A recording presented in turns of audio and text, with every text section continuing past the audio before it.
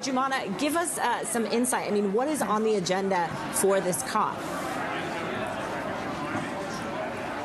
Yeah, let's just start with the scene setter for COP29 itself. Many world leaders have chosen not to attend, by the way, including the likes of President Biden, President Xi from China, amongst some of the other European leaders not attending, Macron, Scholz, for example. This COP was never meant to be as big as COP28 in Dubai or the upcoming COP in Brazil next year, but it is a COP that is being dubbed as the finance COP. There's going to be a particular focus on climate financing. And one thing that comes to mind is this target known as the new collective quantified goal that was set back in 2015.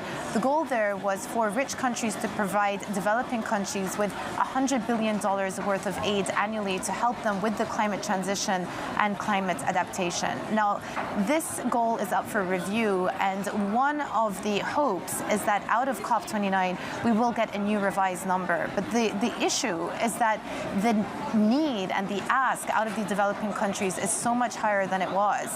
In fact, the IEA estimate that by 2030, $1 trillion a year worth of aid is necessary in order to help those countries with the transition. How we move from $100 billion to $1 trillion is going to be a big question. Where the financing comes from at a time where the global aid bucket has started to shrink, there are lots of pressures on a budget at a national level, in addition to questions about who exactly is going to be receiving those financing terms and on what conditions. Are they loans, are they grants, etc.?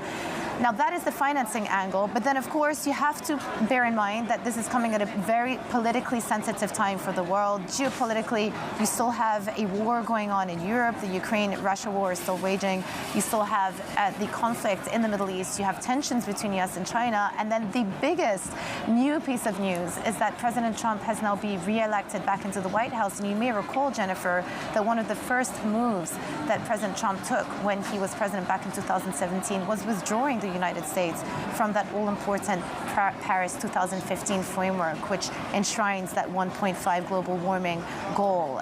So big questions about what President Trump or the return of President Trump could mean for some of these climate ambitions.